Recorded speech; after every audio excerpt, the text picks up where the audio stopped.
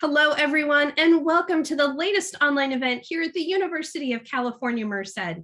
My name is Ricky Hill, and I am the e-recruiter here at UC Merced. We're so excited that you're taking some time out of your evening to spend with us during a Become a Bobcat, a virtual series event. Tonight, we will be focused on the Guardian Scholars Program and Bobcat Underground Scholars, fostering educational success. Once again, a big welcome to all of you. Before we get started, let me give you a couple of quick tips tonight. If you would like to adjust your audio settings, you can do so in the lower left corner of your screen by clicking the audio settings button. If you need to adjust the size of your screen, you can do so by clicking view options in the top portion of your window. Lastly, and most importantly, we would love to get to your questions this evening. We do have a Q&A button available for you in the lower portion of your panel. You can go ahead and click on that at any time throughout this presentation to send us your questions, and we will get to those towards the end of this program in a live question and answer session. Once again, my name is Ricky Hill. We're so thrilled that you could be here with us tonight. Just another quick reminder, we are recording this session and it will be available for an on-demand replay in just a couple days on our YouTube channel. We will be providing that link for you, as well as the link to many other Become a Bobcat events that are coming up. A couple to mention quickly here. Later this week, we do have the undocumented and AB 540 community presentation. We also have one on April the 14th, which is for UC Merced Native and Indigenous community members. There are many others, and you can take a look at those on the Become a Bobcat website. At this time, I'd like to hand things over for this presentation to my colleague, Emily.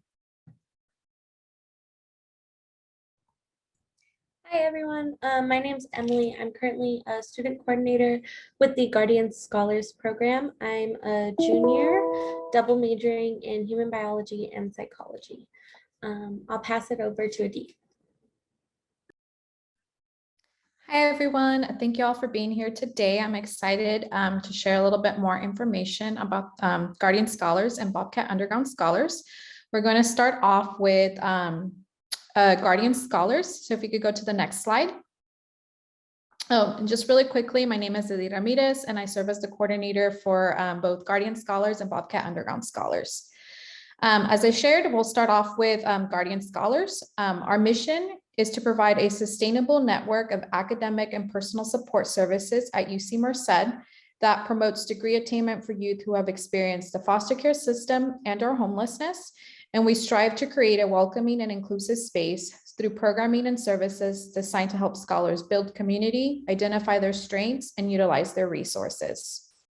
Just a little bit of program history. Guardian Scholars at UC Merced was actually established in fall 2013. So we have been around for a couple of years now. Our programs and services are completely grant and donation funded. So what that really means is that a lot of the services that we'll talk about today do depend on us having the funding to support those services. So you may notice that our service or benefits may change over the years, just depending on the funding that we have. Also, a little bit about our history. When the program was first established at UC Merced, it was just one program staff member, which was the coordinator at the time.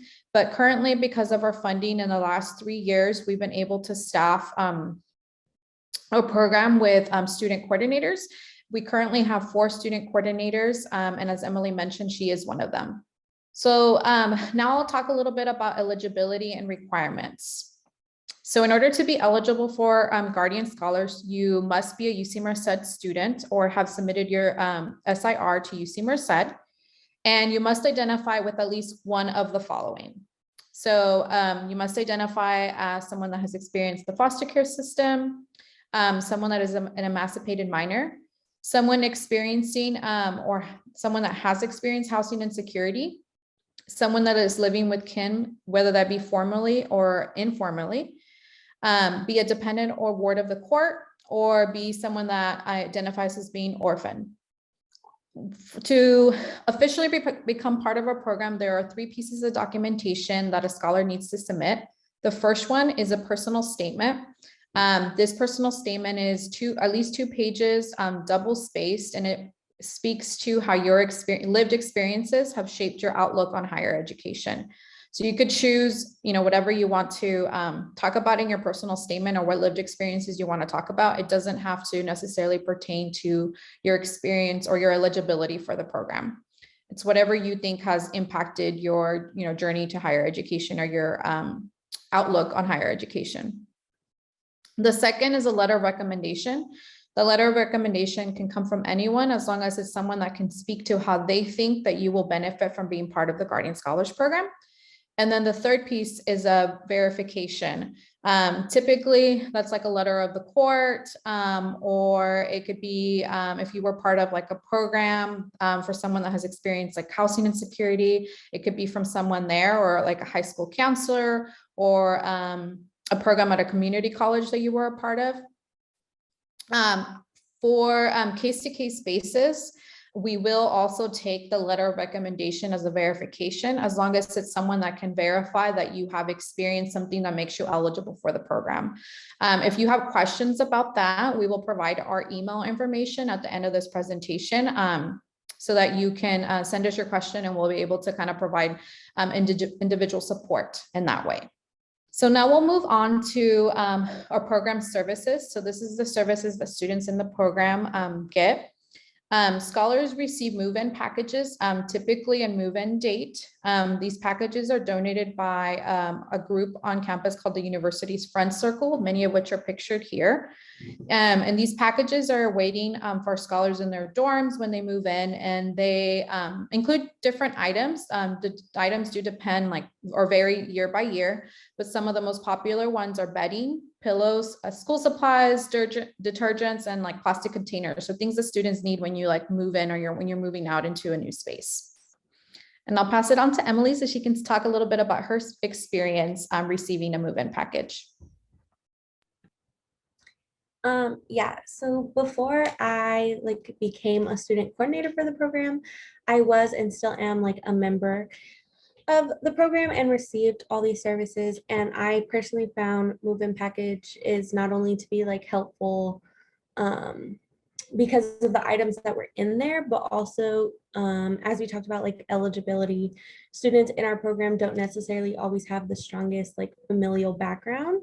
And so walking into a new place and you kind of feel alone and a little bit like that, you walk into your dorm and you're like, wow, you kind of feel like somebody else cares about you. And so it's really helpful emotionally, but then also, as we said, there's bedding, school supplies, pillows, etc. That can also be very helpful if you don't have the financial means to pay for those. It helps relieve that stress.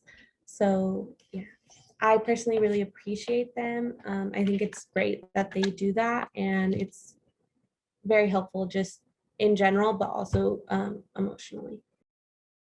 So scholars in our program also receive priority registration. What that means is that scholars are able to register for classes ahead of the general student population. So this is super helpful, and I'll let Emily speak to it a little bit, but it's super helpful for instance, if you're a student that is working part-time and you're, trying to arrange your schedule in a way that still allows you to work. Getting priority registration means that you get first dibs in those classes, and it essentially guarantees you the schedule that you want. And I'll let Emily speak to it a little bit more as a student. Yeah, so for me, there's two main reasons that it's helpful. Like I said, I'm double majoring in human biology and psychology. Here at UC Merced, biology is one of our main majors, and so those classes tend to fill up a lot. So it's very helpful as far as making sure you get which classes you need to be taken when you're supposed to be taking them and not falling behind. I've heard of situations where people have to stay an additional semester because they couldn't get into a class. So it's very helpful for those purposes. But also this semester and next semester, I'm working and doing an internship on top of doing school. And so it's been very helpful for me to have lots of room, wiggle room to make my schedule exactly how it's going to best fit for me. And if, I wasn't in the program or I didn't have priority registration, there's a good possibility that I wouldn't be able to do both, or it would just kind of be a mess. So it's very helpful and I really appreciate it. And I think especially as first years, we don't often realize how important it is, but later down the line, it does become super duper important. So housing, Guardian Scholars Program also does work closely with our housing department to ensure that our scholars have a place to stay, especially during gap periods. So those periods include our winter break and summer break. Because of the work that we've done with like housing, they're actually now offered, and we're offering new year-round contracts. So what that means is that it covers housing for the whole year, including those gap periods. And the way that housing is charged is that it divides fall semester and spring it charges students for the whole year round housing between fall semester and spring semester, so that for those that receive enough financial aid will cover the cost of housing. Even with that being said, sometimes it doesn't cover all of our scholars housing, and in those cases we do ask students to like reach out to us early on so that we can work with housing and figure out a best plan for them for that housing period to be paid for, and to ensure that they have housing during those gap periods. So I know this can be very helpful for students who have housing insecurity during those times. Personally, I have used it because I did summer school all like throughout my time here, and especially during COVID, where kind of everybody was supposed to go home. It was very important to me that I was still in like a school environment and that I like wasn't at home with all those distractions and stuff. And it was very helpful for me to still be able to like complete my schoolwork and do it in the correct environment, in the correct setting. So I did find that very helpful during summers, but especially during COVID. And I will add just really quickly too, our scholars also get priority housing. So what that means is that as long as you submit your housing application on time or by the deadline, you will be guaranteed a dorm on campus. And that is true regardless of which academic year you're in. So for the time that you start here at UC Merced to the time that you end, you will be guaranteed a place to stay on campus as long as you submit that housing application on time. So the program does offer a free lending library, which is available, and that Emily, quick shout out to her, has done a really amazing job in like organizing. So when you get added, when you join the program, you get added to our CAT courses, which is like a platform that scholars use for, courses and things like that. You get added to our CAT courses, and you'll be able to find a file with the list of all the books that we have available to lend out to scholars. And those are books that you can check out for the semester. You don't have to worry about paying them. You just check it out for the semester, use it for your courses, and then you can return it at the end of the semester. We also partner with the Burton book stipend, which is available for scholars. And there's actually some exciting things that are happening with the book fund in the past. So this last academic year and before, scholars were only able to use those funds for textbook assistance.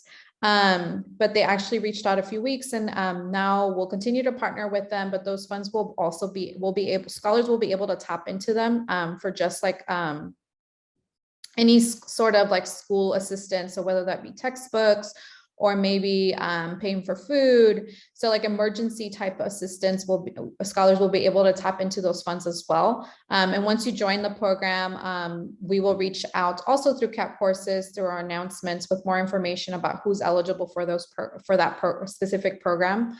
And we'll also reach out to the students that we know are eligible as well. More information about that is to come, because like I shared, they are changing kind of like the way that that specific stipend or program works. And then we also have, this is limited because it goes back to, again, we are completely grant funded. So we do have a limited amount of like Guardian Scholars Program book funds that are available to scholars. Traditionally, this was used for scholars that were not eligible for the Burton Book Fund. They can apply to the GSP book funds and receive up to $200 in textbook assistance. But as I shared, now that the Burton Book Fund is kind of changing their eligibility and the way that those books stipends can be used, there may be also some changes in terms of the GSP book funds, but scholars that join the program will receive updates about that at the beginning of the semester. Yes, I will say this is like one of the most amazing things. I think everything that the Guardian Scholars Program does is amazing, but if I had to like rank top 3, this one would definitely be in the top 3. If you don't already know, you will probably soon find out that textbooks are very, very expensive, and it can be extremely stressful trying to figure out like how you're going to afford to pay for these books, um, especially because you kind of get your like what books you're supposed to buy sort of last minute, so you can't do a whole lot of like planning and financial planning because you don't know how much. But this has been so helpful for me. I know I've been stressed looking at my catalog and being like, oh my god, I have to buy this and this and this, and how am I going to do all that? And this has been extremely helpful and such like a stress reliever, and I really appreciate it. So also as part of our program, we do have some program requirements, which I won't go into like a super big detail, just because scholars will receive information about this in our program orientation that we offer at the beginning of the semester when you join. But part of those requirements are the scholars have to attend a number of workshops depending on their cohort or the year that they are in. And we offer a variety of workshops on different topics. We do typically divide them between professional development workshops and personal development workshops. So as you can see, there are a few examples listed here for each category. So for professional development, we've done like a graduate school series, we do a career series as well. And then for personal development, we've done topics such as cooking hacks, credit 101, and other topics such as imposter syndrome. And this is an opportunity for scholars to, again, get information about different topics. We do try to do our best to like ask scholars what topics they're interested in learning more about through a survey at the end of spring semester, and then also through your meetings, which we'll talk a little bit more in depth later.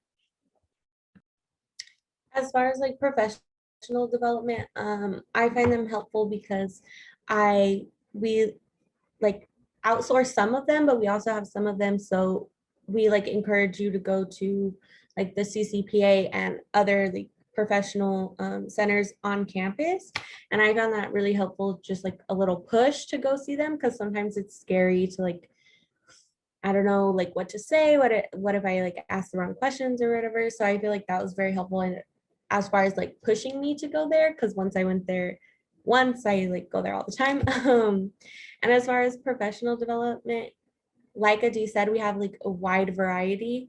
I find that they're helpful, like, because they help you interact with others from like similar backgrounds, but they also help you kind of take a break from school and kind of go take an hour break where you're just kind of doing something mindless.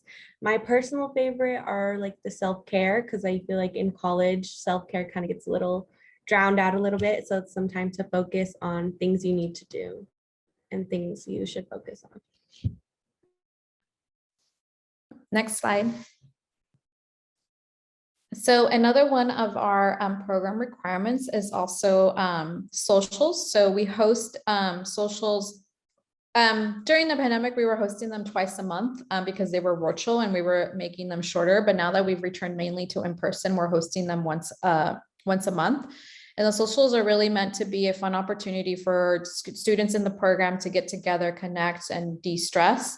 Our socials in person tends to have games, activities, music, and incentives. So for example, last month, our social was called Comfort and Color, and it was an opportunity for scholars. It was kind of like a paint night. We came together, did painting, we had snacks, we had food. We were talking about astrology. That was like the main topic of conversation that evening, which was fun. But yeah, we have different events throughout the semester. And then we do try to have incentives too during, if I know we've done like cakewalks in the past, whoever wins those, or we have like painting contests or pie eating contests. So again, they're really just meant to be like an opportunity for scholars to have fun and de-stress throughout the semester. Yeah, definitely. I feel like it was very helpful, especially my first year, because I'm pretty antisocial. I don't really like to go out of my way to meet people. So I feel like these pushed me to meet people, but also pushed me to kind of have fun and not, I'm very much a person who like, I'm here for school, I want to focus on school. And that helped me break out of my shell and kind of be like, well, you could also have fun, you could also meet people. Yeah, I think all of our socials we do are super fun, and everybody like laughs, and you know, sometimes you meet people and then you become friends outside of that. So they're super fun. We have a lot of laughs, and we usually have food when they're in person too, so that's a plus. Next slide. Okay, so I mentioned this a little briefly earlier, but students also have student coordinator meetings. All 4 of them are pictured here. Student coordinators hold meetings with students where they provide mentoring for all the scholars. And these meetings are designed to help scholars meet their personal academic needs. So typically the way that they're structured, especially for you coming in as a first year, or if you are coming in as a first year, they're really meant for you to like build a relationship with one of the student coordinators, for you all to get to know each other, but build that relationship. And then hopefully, you know, the goal is that you would come back, you know, whenever you do have questions, feel comfortable coming to your student coordinator about that. All the student coordinators are scholars that obviously are students themselves, and they've been here.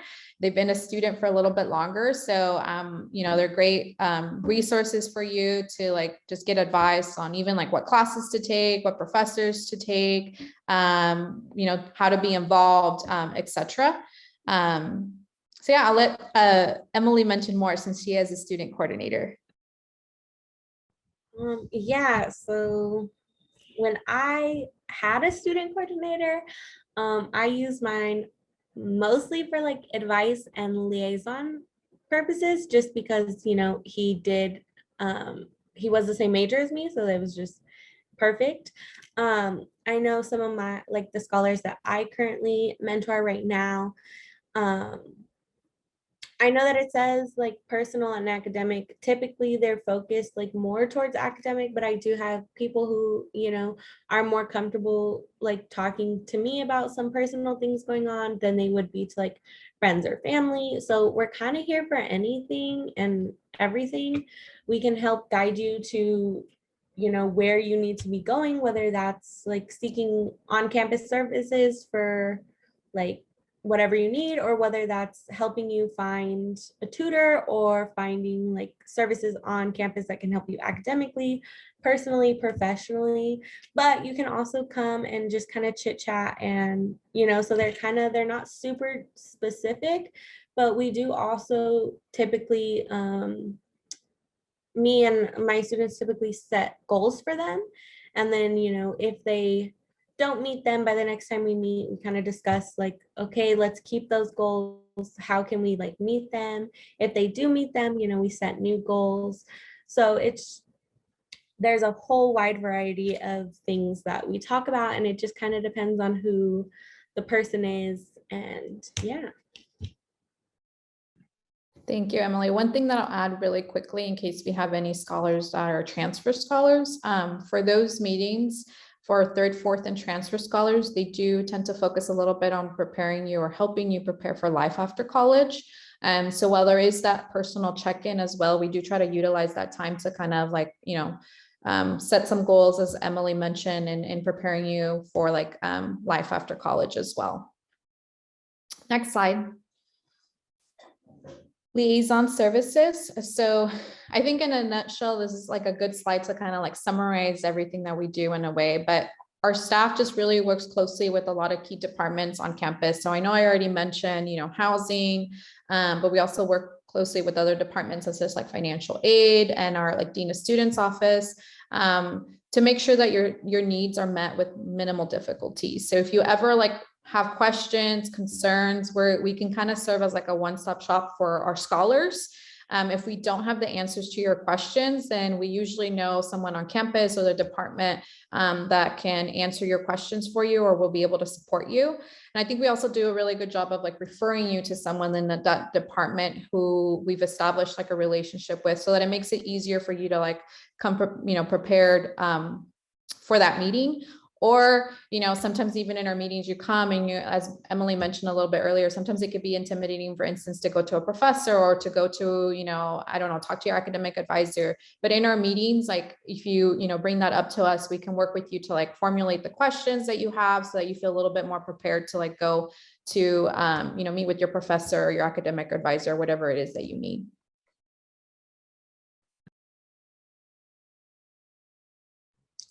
Yeah, like I said, I use this service a lot, especially when I was like in the program. I also find I like use it a lot as a student coordinator, just because like there's so many things that everybody needs, and so it's important that like I know all the different places. And similar to like what Adi said, I've personally worked with students on like gathering questions for office hours, because sometimes it's scary to not necessarily have a question, but you need help. So I've helped people do that. I personally have walked people to our CAPS office, which is Counseling and Psychological Services that we have here on campus. That is also very intimidating for people to go to. And so sometimes if you know you want to go to a service, but you're scared, sometimes it's helpful to like either have us reach out on your behalf or have us like walk you there. It becomes a little less intimidating. So, we're here to make like your experience the best and for you to get like the most out of your experience here. Next slide. Okay, so we also offer some emergency financial assistance. Guardian Scholars are eligible for emergency financial assistance, and this is on a case-to-case basis, and you do have to request this on our website, which is linked here, but you can also find it on our website. So for example, say you're a scholar, this is an example that I use super often, but say you're a scholar that wears like, prescription glasses and you need it to be able to see, in your classes, you need them to be able to like perform well academically, but they broke for, whatever reason. You can apply or request emergency financial assistance. And if eligible, we do work with financial aid in order to identify whether you're eligible for that assistance. And if you are, you would receive the funds. All you have to do is provide like your receipt back, just verifying that you've used it for what you said the intended purposes. And you don't have to pay those funds back for the program. So that's just an example. In addition to this, I don't think I have a slide on this specifically, but we also have offer other forms of assistance, such as like a laptop loaner program. So if your laptop breaks down or you don't have one, you can check one out with the program. We also offer like grocery gift cards. So say you're someone that lives off campus, you don't have a meal plan and you're struggling to pay for food for that month. We do have other campus resources or a basic needs office that we would refer you to, but we also have emergency funds specifically for students. So we could offer a grocery gift card. Same process applies to that. You would be able to go out to the grocery store, purchase the things that you need, and then all you'd have to submit back to the program is the receipt proving that you used it for the intended purposes. So we're able to support scholars in that way as well.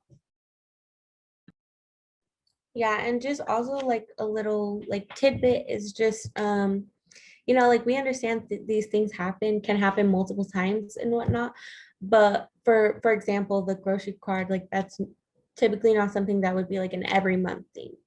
So just wanted to throw that out there as well.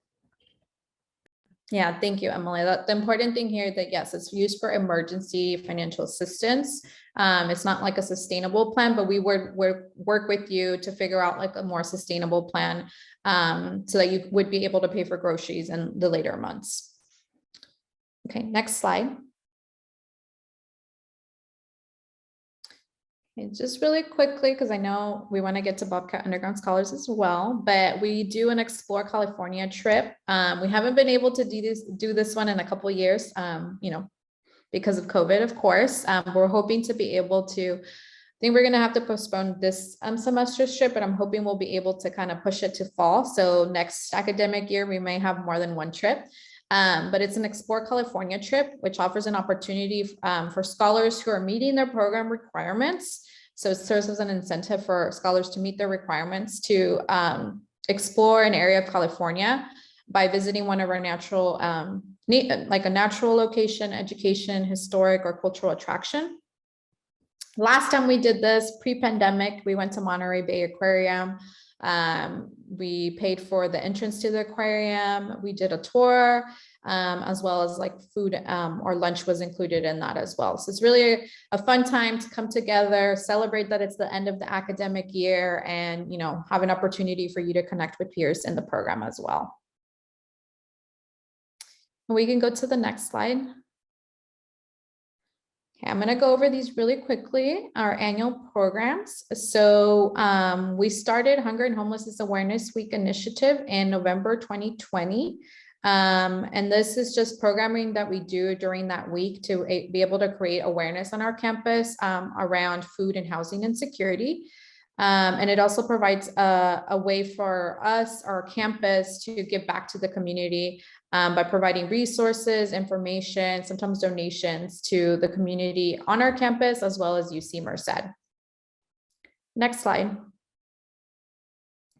And then similar to that, we also started what we call FEM, which stands for Foster Youth Awareness Month Initiative, which we started in May 2019. That's in May. So our team right now is getting started, getting ready to do programming around that.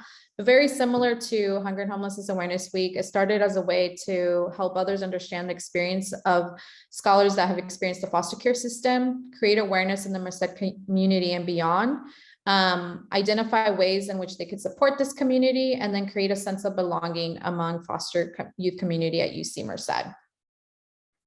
Next slide. And then finally, typically this is part of Foster Youth Awareness Month. We put our Gsp ceremony. We're also getting ready to celebrate that. It's a day where we come together to celebrate our graduating scholars through our annual Gsp banquet now that we're turning back to in person. So we're excited to do that and be able to celebrate our amazing scholars and their accomplishments. Next slide. And then finally, we'll leave you with our contact information for Guardian Scholars. Here is my direct email, eramirez226@ucmerced.edu. So if any of you have any questions regarding like whether you're eligible for the program, about the documentation that you would need for that, like I said, some of those can be answered better like on a case-to-case basis. So feel free to send me an email there. And if you have just more general questions about the program, or if you want to connect with one of our student coordinators, you can always email the general email, which is listed here, guardianscholars@ucmerced.edu. Our student staff are the ones that typically are sharing that one. And if for some reason you do end up sending a question there that they think I would be better at answering, then they will also forward that email to me. So I would receive your question and I would be able to respond to you directly. Next slide. And then finally, our website is linked here. we could also put it in the chat later on. And you can also follow us on Instagram and Facebook. That's a really good way to see, you know, the events that we've done in the past, just find out information about like what we have going on, and get just more familiar with the things that we do in the program. Next slide. Okay. Thank you. And I just see that Amy put it in the chat. If you want to learn more about our program, our website is linked there.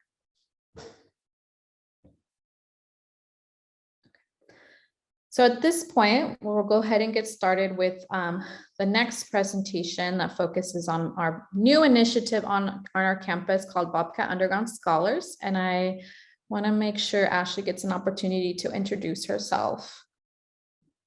Hello, everyone. My name is Ashley Marie. I'm currently the Education Opportunity Outreach Intern for Bobcat Underground Scholars. I'm a third-year political science and philosophy double major. And yeah, let's go ahead and get started with this presentation. So Bobcat Underground Scholars, our motto is building a school to prison pipeline. You've heard of the prison to school pipeline. Sorry, I think I said it a little backwards, but it was the, so if we can go one slide back, building a prison to school pipeline. There you go. We can go to the next slide. So what is Bobcat Underground Scholars? Next slide, please. So a little bit of our history. So Underground Scholars Initiative was originally started in the spring of 2013 at UC Berkeley. It was established as a student organization, but then Berkeley kind of wanted to make an academic support program to help students that were directly affected by the prison industrial complex system, and therefore wanted to expand that program across all the UCs. So as of fall of 2021, which is just this last semester, UC Merced was the last UC to establish the program on campus, and it's now under the Bright Success Center. Next slide. So our mission statement. So Bobcat Underground Scholars, our mission is to create a pathway into higher education by providing support services and leadership for formerly incarcerated and system impacted scholars. And what system impacted scholars are just scholars that have been indirectly affected by the carceral system, whether they be a family or a friend or a close relative that has been incarcerated, and that therefore affects their academic success. And we also want to help their families as well. So we strive to foster and nurture skills and dispositions that contribute to academic and personal success in order to empower those students and make self-sustaining progress towards their degree attainment, whether they are undergraduate or a graduate student. And that is to endure professional success after graduation, because we don't stop learning there. And it's always good to make sure that after UC Merced, we still foster this success. Next slide. Okay, so what does Bobcat Underground Scholars do? So we have essentially 3 pillars, which are the focus of our program, and those are recruitment, retention, and advocacy. And we'll go into each in more detail on the next slide. Next. Okay, thank you. So we'll do recruitment first. So in terms of recruitment, as Ashley mentioned, we are a very new program on our campus, and we are mirroring a lot of the work that UC Berkeley has done, but we are a new campus. We're the newest UC actually to establish Bobcat Underground Scholars. So currently in terms of recruitment, some of the things that we're working on is establishing partnerships with on and off campus departments. For a few reasons. One, we're trying to make them aware that our program exists. In that sense, if they ever were to identify a scholar that is eligible, they can, refer them to us. But then in return, we're also trying to make them aware of how to better support our scholars. We're also hoping to partner with UC Berkeley in the next academic year to establish an ambassador program at our local community colleges. So that would mean that we would have an ambassador, say at Merced College, just to provide an example. And there would be an ambassador on their campus that would be able to provide information about UC Merced, about our program, and resources about how to transfer to UC Merced and things like that. So that's something that we're hoping to establish next academic year. And then in terms of recruitment as well, we do target populations that are for eligible scholars to be a part of, because we understand that there is some intersectionality that happens amongst our scholars' identities. So we do target scholars that may be part of the Guardian Scholars Program, which we talked about, that may also be eligible for Bobcat Underground Scholars or services for undocumented scholars. Transfer, returning, or veteran, as well as first-gen scholars in cross-enrollment programs, etc. Next slide. The second pillar that we focus on is retention. So similar to what was talked about in the previous presentation, we act as a liaison to ensure that students get the support that they need. So again, Bobcat Underground Scholars could serve as kind of like a one-stop shop for questions related or concerns or challenges that you're experiencing. If we don't have the answer, we typically will be able to refer you to someone else on campus that would be able to support you. And like I shared earlier, we're trying to establish those connections or partnerships and identify, a specific person that can also serve sort of like a liaison in their department to be able to support scholars in the Bobcat Underground Scholars Program. We also will provide access to workshops for academic and personal support success. as well as like community building events to engage scholars. So pictured here was one of our community building events that we happened, which was a bus office forming.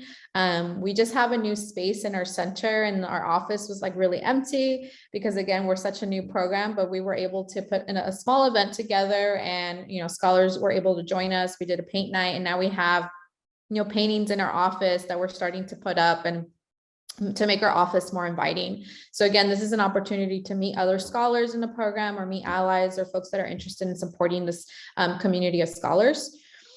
We also provide financial support in cases of emergency. So again, this does vary case by case, and similar to what was talked about in the previous presentation. The way that we encourage you all to reach out is typically through email or setting an appointment either with myself or one of the student coordinators to discuss, what is going on, and we will work with financial aid to identify whether you're eligible for emergency funds. And again, all the scholars would need to do is provide, proof through receipt that they use the funding that they receive for the intended purposes. As well as another thing that we do in terms of retention is provide employment opportunities. So currently we have 2 student coordinators as part of the program. So those are in the sense that we're providing internship opportunities, as well as the internship that Ashley is a part of. And we're hoping to be able to extend those opportunities for the next academic year as well. And finally, initiate and support efforts to create campus awareness. I'll actually talk a little bit more about that in the next slide. So the third pillar here is advocacy, and which ties into what, the last thing that I mentioned. One thing that one of the student coordinators is currently working on is creating our Bobcat Underground Scholars Ally training.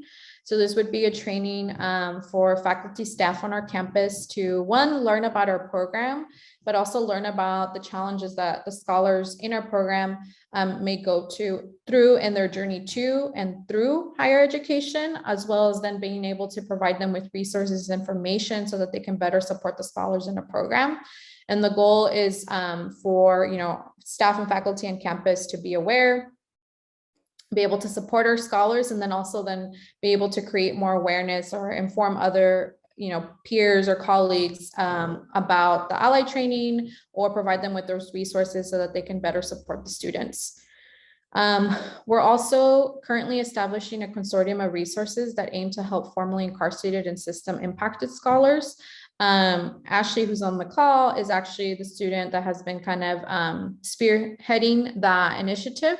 So actually, Ashley, if you want to speak to that a little bit on your own, I know I'm putting you on the spot, but. No worries. But yeah, as through my position as the Educational Opportunity Outreach Intern, it's kind of my responsibility to kind of reach out to a lot of resources off and on campus. And recently, the main focus has been reaching out to local partners. So just our one example that we actually have just had a meeting with was Rising Scholars at UC Merced, and it was to establish that partnership of 2 programs that also want to help or have the intention of helping formerly incarcerated students as well as system impacted students. And so through that alliance, through that recognition, and through that connection, we're able to guide the transfer students that are local to Merced into this pathway of higher education and finishing up their schooling here with that same support that they're used to, because now we've connected with Merced College and we know what they're offering and what works best for their students and what we can apply to our students as well. And so I think that establishing that consortium of resources is very important to our scholars. So I'm very excited to be reaching out to a lot of those resources. But yeah, Merced College is one of those Rising Scholars specifically. Thank you, Ashley. And then also in terms of advocacy, kind of like in a larger scale, we're also working on collaborations with state and local political institutions to recognize the barriers by the carceral system. So some of the things that have been done in the past is like helping or advocating for restoring Cal Grant to incarcerated students, a parole reform for education, humanizing language, which we will also do in term or incorporated into our ally training. And sometimes, just humanizing language can make a huge difference in supporting our scholars and creating that safe space. And then banning the box in higher education. So banning the questions about the criminal conviction into college admissions applications. So those are just some examples of kind of like the larger scale advocacy that is being done, as well as some of the things that we're currently establishing or creating on our campus. Next slide.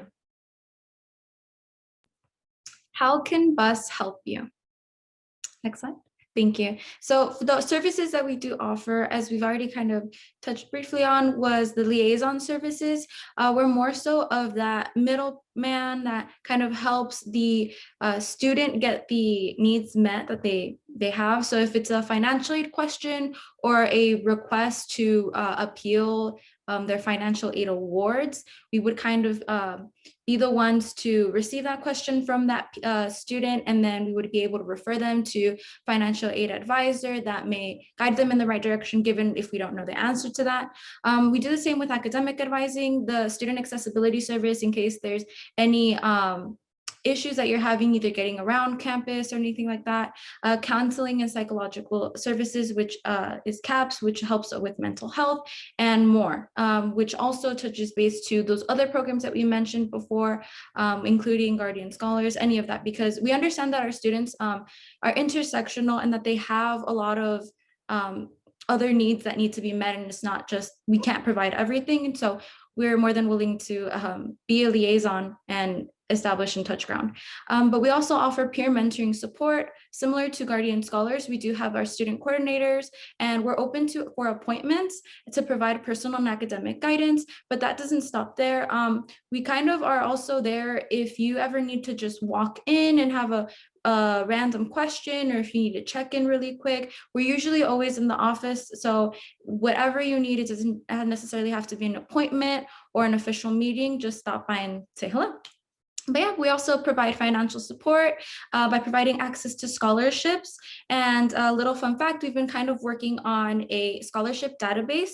And so we're very proud to provide or have these resources to the students that are looking for scholarships, and they might not be eligible for certain ones, given if they were convicted of a certain crime before. But as a formerly incarcerated student, or to help formerly incarcerated students, we're providing access to scholarships that they would be eligible for. And that also applies to open student employment opportunities, as we've mentioned before, because we don't like to discriminate against the students that may have experienced this. And so we're here to provide that access to them of employment, just because we know that in other opportunities, it's not likely that they would get hired. Given that, we also provide emergency funds in case you aren't able to sustain yourself in as a student, full-time student. It's very hard to kind of manage work and school. And in those emergencies, when you can't make rent or you aren't able to pay for your books, and that then affects your academic success, you are able to apply for these emergency funds through a separate application. So to apply for those emergency funds, we usually don't ask for documentation, but because this is a separate application and that runs through a different program, sometimes you would need to explain your situation or why you would need, and if it does relate to your eligibility for the program, they might require a little bit of detail, but overall, we don't ask for personal information. And so financial support also includes access to compensated student leadership opportunities. And so as a student leader that dedicates their time into putting in the work for formerly incarcerated and currently incarcerated students in that advocacy, we would be willing to compensate students in any shape, way, or form. So those services in the office also include free printing for the program scholars that enroll and are familiar with our office. And we also provide educational and professional workshops to develop personal and academic success. Next slide. So some benefits, these tie into a little bit with our services, but just to get a broader picture, we help you create a pathway into higher education and that success. So we're fostering that community space and kind of making you feel comfortable that this is where you belong, because just because of your history and any restrictions you may have had before, we're here to open up those doors and make it a little easier for you. And making that easier for you also includes offering the Underground Scholars Initiative chapter, which is a student-led org, which is a club that formerly incarcerated students can join, as well as allies. It's not just restricted to those students, it's open to everyone. And it's just to reinforce that community space. And also, we can say that close guidance and support is going to be very present in our office, especially through those peer mentoring sessions and access to outside workshops for academic and personal support. Given that we are closely tied to UC Berkeley and the opportunities that they get, they're all shared with across all the UCs. So a lot of the outside workshops or the outsourced workshops, they get a lot of traction and a lot of attention because a lot of students from other UCs do join, especially those that are eligible for the program. We also provide access to fellowships and career opportunities while in the program. Again, it's more outsourced and usually through UC Berkeley. So you know you're getting a great deal, something very of quality, because it's open to all of the UCs. And we do have these meetings where leadership makes decisions, so you know your voice is being heard. And lastly, we do have access to research opportunities on prison industrial complex incarceration effects and policy research, and et cetera. And that's usually on campus through the graduate programs, when students, mostly from the sociology departments, but open to all departments, reach out to us and let us know that they're willing to compensate students that are willing to participate in their programs based on any research, or if they themselves would like to participate in these research opportunities, they're able to. All right, next slide, please. Before I go into how do I join BUS, I just want to highlight some of the stuff that like Ashley was saying in terms of like, we're creating a space on campus, like a safe space for scholars to come to us. But she mentioned there is a lot of collaboration that is going on across the UC system, which is another way to kind of build a larger like community, not just on our campus, but also across like the UC system through the events and stuff that we're doing with other UCs. And those events primarily have included virtual options, but now that we're kind of returning to in-person, I know there's a lot of in-person events that are being planned for opportunities for scholars to connect in person at the different UCs. So now going into how do I join BUS or Bobcat Underground Scholars? Next slide. So in order to be eligible for the program, you do have to identify as someone that is currently or formerly incarcerated. So currently incarcerated, it could be through an educational program within a facility, or someone that is in parole or probation, or someone that is formerly incarcerated, again, on parole or probation. But I also want to emphasize that our program is also open to system impacted scholars. As Ashley mentioned, what this means is that it's someone that has been detained, but maybe not necessarily convicted. Or if you are someone that is a close relative, who has a close relative or a loved one that was incarcerated or is incarcerated or was formerly incarcerated.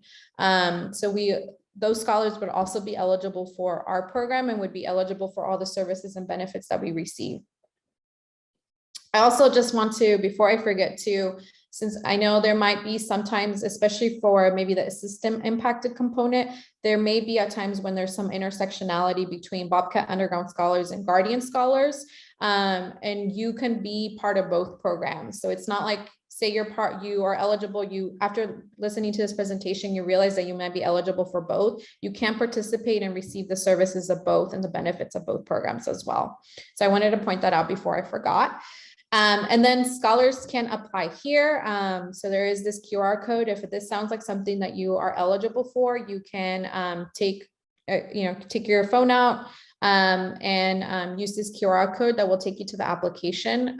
It will ask you a list of questions, some of which are optional, but I just wanted to highlight that a lot of those questions in the application for underground scholars has to do with us getting to know a little bit more about you, your identities. I know there's like a question that has like, which of the following do you identify with? And I just want to say that question is particularly there. It's optional, but it's particularly there so we can get to know a little bit more about you, and then also be able to provide the support that you need based on the identities that you check in that box. So I just wanted to emphasize that because I know sometimes there's a little bit of questions about that. That is an optional question, but it's there so that we can know how to support you best on what you answer. Next slide. How to contact BUS. So the very top, we do have Edith's email, eramirez226@UC Merced. And that's usually if you feel that you don't have a general question, it's more case to case, and you'd like a specific answer or an answer from the program coordinator, go ahead and email this email.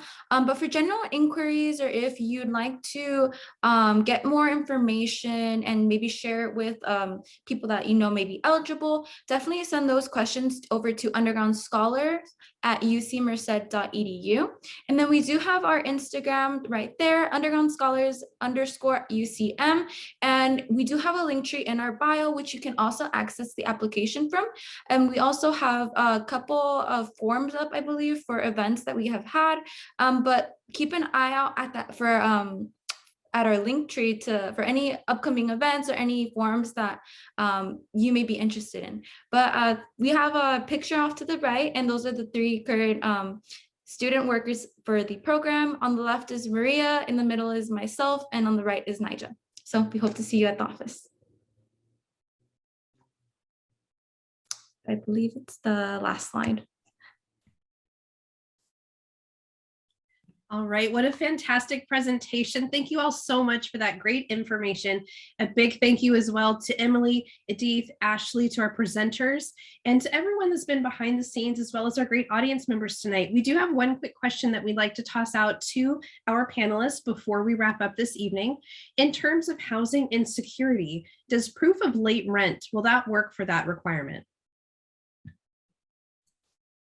Yeah, that's a great question. And I think it's one that I may ask like scholars to kind of email me about, so we can kind of go a case-to-case basis. I want to say that typically we would, but I think it would require kind of like a larger conversation with the scholar.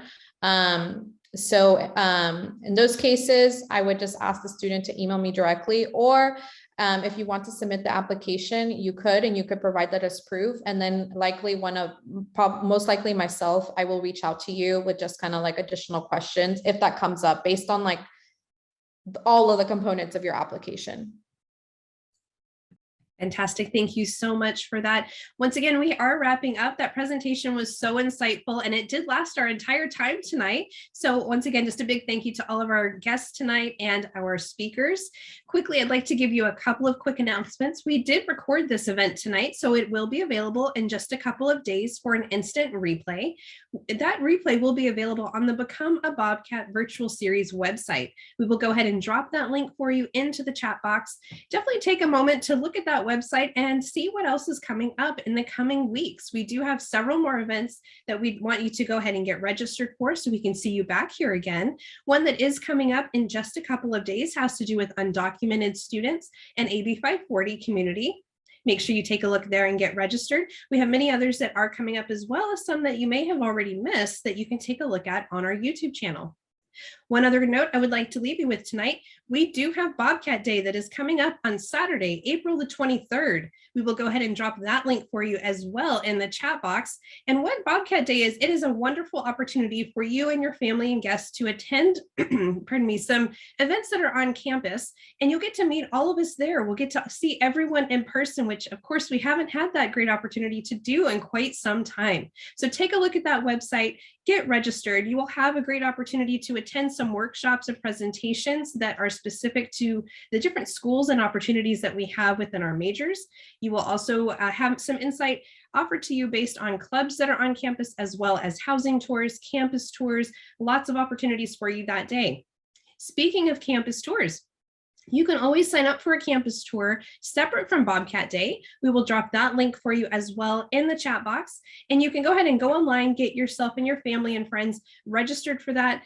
take a stroll on our beautiful campus, take a look at the new portion as well as the not so new but not really old portion of campus either. And you will also have great information shared with you by our campus tour guides, which are students. So they are current Bobcats sharing their insight with you. Once again, this has been a fun event for us tonight. We're so excited that you were able to spend some time with us. Thank you once again for attending and for all of our great presenters tonight. We hope to see you at a future event. Have a great night, everyone.